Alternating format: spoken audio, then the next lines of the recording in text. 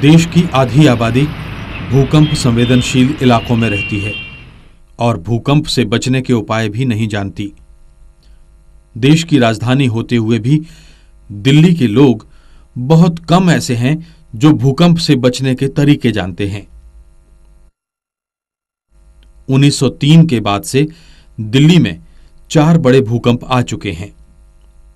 1903 में Richter scale पर 6.6 तीव्रता वाला भूकंप, 1934 में 5.2, 1956 में 6.7 और 1960 में 6 तीव्रता वाला भूकंप आया।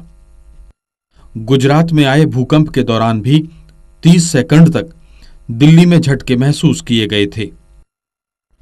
विशेषज्ञों की राय में अगर दिल्ली में कोई बड़ा भूकंप आया तो यहां की 50% इमारतें उसे बर्दाश्त नहीं कर पाएंगी। दरअसल हाल के कुछ वर्षों को छोड़ दें तो पुरानी इमारतों में भूकंप रोधी तकनीक का इस्तेमाल नहीं किया गया। उनमें घटिया निर्माण सामग्री का इस्तेमाल हुआ और बहुमंजिला इमारतों को बढ़ावा मिला। भारतीय मानक ब्यूरो ने इस सिलसिले में कुछ दिशा निर्देश जारी किए हैं। इनके मुताबिक 3 या 4 मंजिल से ऊंची इमारतें नहीं बनानी चाहिए। आमतौर पर 5 मंजिल वाली इमारत बनाने में 8 से 9 महीने लगते हैं, लेकिन इन दिनों 3-4 महीने में ही भवन निर्माता इमारत खड़ी कर देते हैं।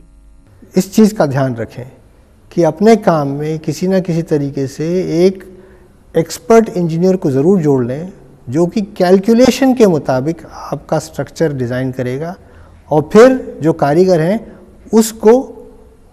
उसको अपनाएंगे और उसके मुताबिक बिल्डिंग को बनाएंगे। वैज्ञानिकों का कहना है कि इमारत बनाने से पहले वहां का मिट्टी परीक्षण जरूर कराना चाहिए। उदाहरण के तौर पर दिल्ली में 2 तरह की मिट्टी वाली जमीन है। पश्चिमी दिल्ली की जमीन का बड़ा हिस्सा ठोस और चट्टानी है, लिहाजा यहां की इमारतों के लिए बड़ा खतरा नहीं है। लेकिन पूर्वी इलाके में जमीन रेतीली और भुरभुरी है। यमुना के आसपास का इलाका और नोएडा की बड़ी आबादी ऐसी ही मिट्टी पर रह रही है। ज्यादातर इमारतें बनाने से पहले वहां का मिट्टी परीक्षण भी नहीं कराया गया। जमीन के भीतर उथल पुथल तेज होती है और भूकंपीय तरंगें तेज होती हैं तो जल स्तर भी ऊपर आता है। ऐसे में रेतीली या भुरभुरी मिट्टी तक ये पानी पहुंचकर उसे एक तरह से दलदली बना देता है और इमारत उसमें धंस जाती है। Because of the poor soil conditions, particularly Delhi के पूर्वी इलाके में, खास तौर पर नोएडा में रेतीली मिट्टी खतरनाक है। भूकंप आने पर इस मिट्टी के ऊपर बनी इमारतें धराशायी हो सकती हैं। disappear or get very severely damaged as a result. Delhi के इर्द गिर्द 3 बड़े फॉल्ट हैं। ये हैं असोला बहादुरगढ़ फॉल्ट, सोहना मुरादाबाद फॉल्ट और दिल्ली हरिद्वार फॉल्ट। इस वजह से यहां बनने वाली इमारतों के आकार पर भी ध्यान देना जरूरी है। मिसाल के तौर पर वर्गाकार, आयताकार और त्रिकोण जैसी रचनाओं पर आधारित इमारतों में भूकंप के झटके सभी दिशाओं में बट जाते हैं, इसलिए वे ज्यादा सुरक्षित रहती हैं। छतों पर किनारे रखी पानी की टंकियां भी जोखिम भरी हैं, उन्हें बीच में होना चाहिए।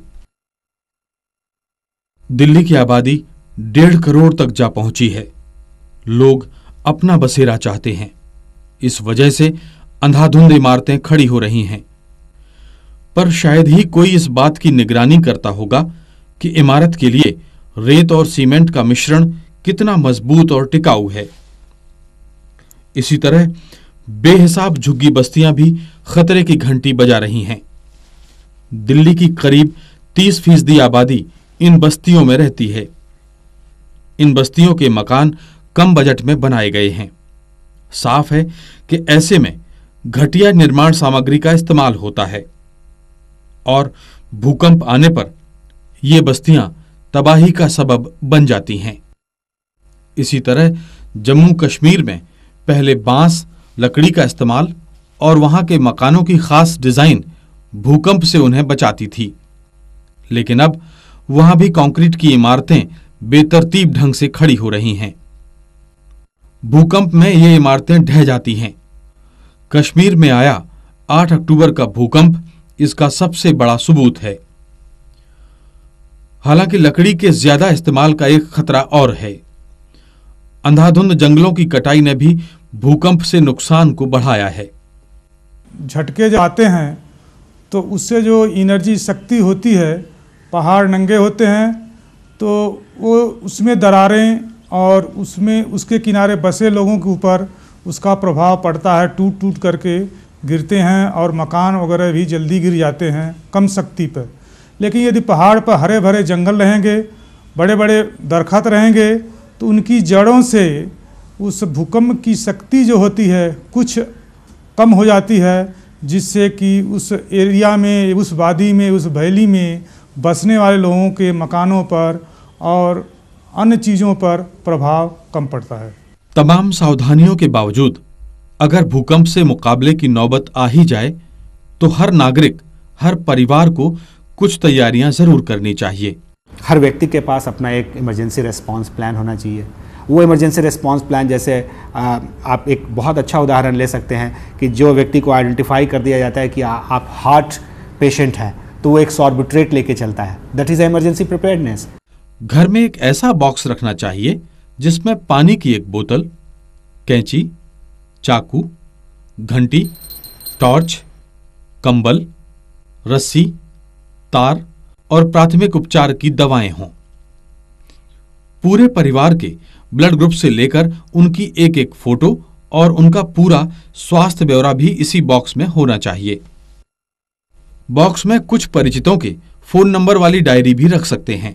यदि आप घर में हैं और भूकंप आ जाए तो तुरंत घर से बाहर खुले मैदान की ओर भागें। यदि संभव ना हो तो किसी टेबल या ऊंचे पलंग के नीचे छिप जाएं। अगर आप बहुमंजिला इमारत में हैं तो सीढ़ियों से ना उतरें और बालकनी या छज्जों पर भी ना जाएं। उसी मंजिल पर किसी सुरक्षित जगह का सहारा लें। पेड़ के नीचे खड़े ना हों। गाड़ी चला रहे हों तो गाड़ी से उतरकर दूर चले जाएं और संभव हो तो लेट जाएं। घर के बच्चों से लेकर बुजुर्गों तक सभी इन सावधानियों के बारे में पता होना चाहिए। तभी आप भूकंप से होने वाले बड़े नुकसान को छोटा बना सकते हैं और उस पर काबू पा सकते हैं।